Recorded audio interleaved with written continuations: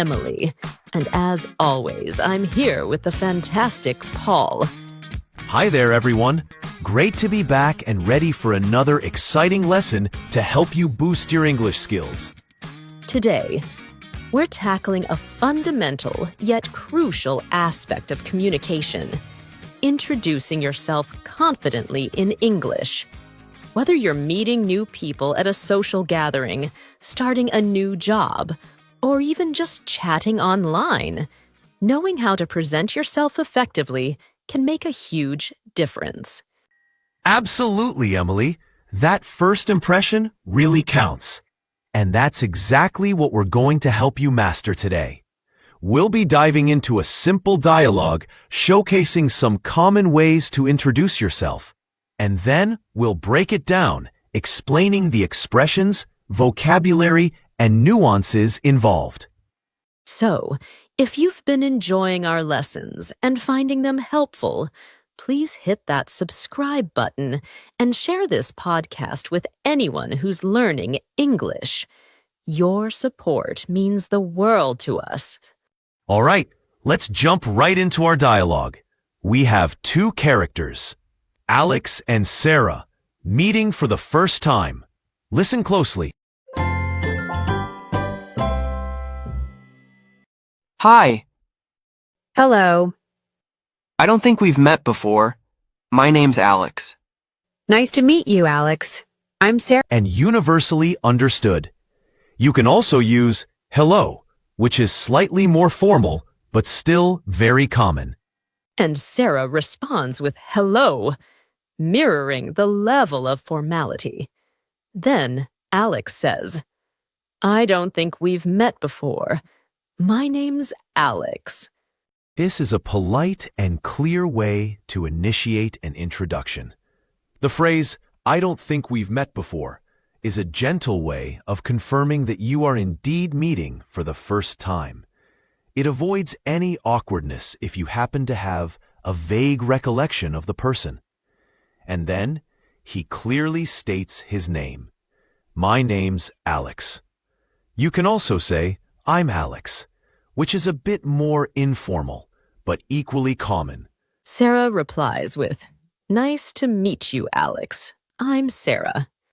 Nice to meet you is a friendly and warm way to conclude the introduction, is a standard and polite response when someone introduces themselves to you.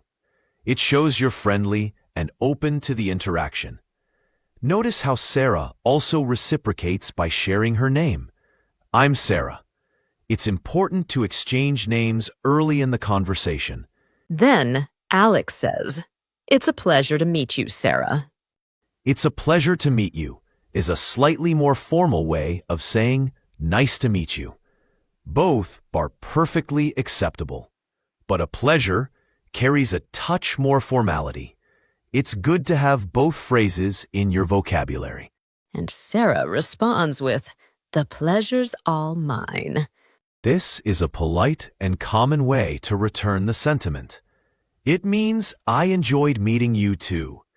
It's a nice way to end that initial exchange of greetings. Next, Sarah asks, So what brings you here? This is a very natural way to start a conversation after the initial introductions.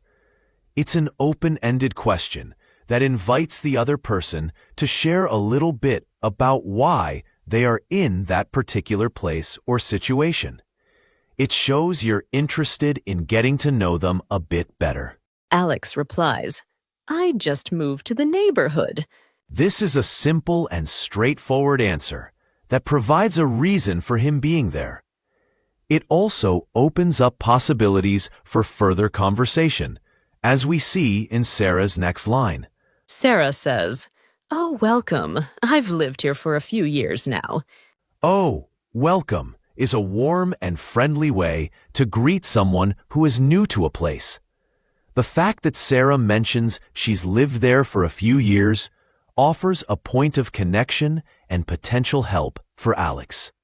And Alex picks up on that with, That's great. Maybe you can give me some tips on the best places around. This is a smart move by Alex. It shows he's interested in learning about the area and also creates an opportunity for Sarah to share her local knowledge, further building the connection. Sarah's response is, "Definitely, I'd be happy to."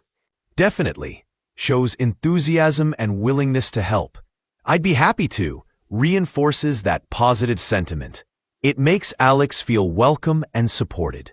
The conversation continues with Alex asking, "So, Sarah, what do you do?" This is a very common question to ask when you're getting to know someone. Asking about their profession or what they do in general is a standard way to learn more about them and find common ground. Sarah answers, "I work as a graphic designer. How about you, Alex?" Notice how Sarah not only answers the question, but also reciprocates by asking Alex the same question. How about you? This keeps the conversation flowing and shows mutual interest. Alex replies, "I'm a software engineer." Again, a concise and informative answer about his profession. Sarah's response is, "That's interesting." This is a simple way to show engagement and that you're listening to what the other person is saying. Even a short phrase like this can encourage the other person to elaborate further if they wish. Alex follows up with, "Yeah, it keeps me busy." This is a casual way to add a little more information about his job without going into too much detail. It's a relatable comment that many people can understand. Sarah then says, "I can imagine." "Well, it was lovely meeting you, Alex."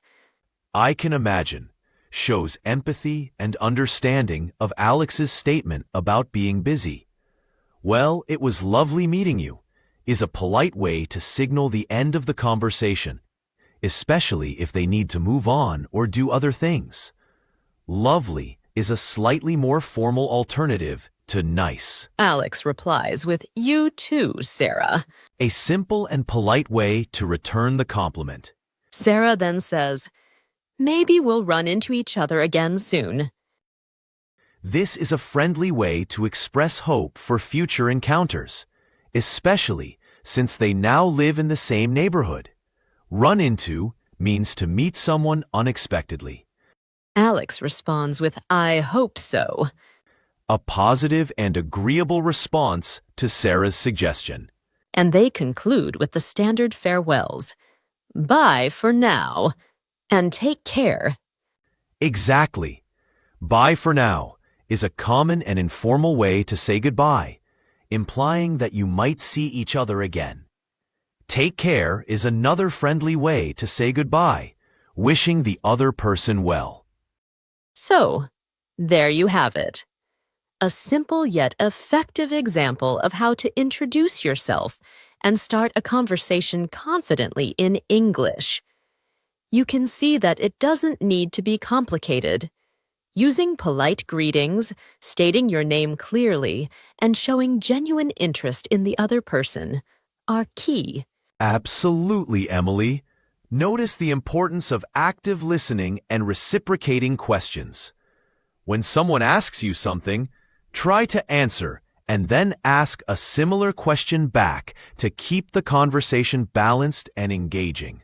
And remember the power of simple, positive language. Phrases like, "Nice to meet you," "It's a pleasure," and "Welcome" can go a long way in making a good first impression. Also, don't be afraid to offer a little bit of information about yourself, like Alex mentioning he just moved to the neighborhood or Sarah sharing her profession. This gives the other person something to connect with and potentially ask follow-up questions about. Now, let's listen to the dialogue one more time so you can hear it all in context. Pay attention to the flow and the intonation.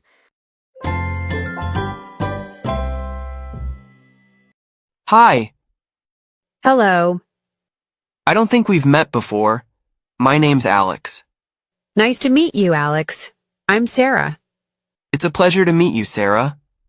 The pleasure's all mine. So, what brings you here? I just moved to the neighborhood. Introducing yourself confidently is all about being clear, polite, and showing genuine interest in the person you're meeting.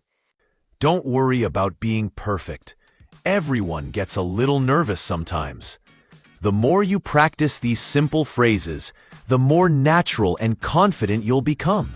We'd love to hear about your experiences. Have you ever had an awkward or a particularly smooth introduction? Share your stories or any questions you have in the comments below. And if you enjoyed this lesson and want to continue improving your English, please give us a like, subscribe to and fellow learners. Thanks so much for tuning in. We'll be back soon with more helpful English lessons. Until then, take care and keep practicing. Bye for now.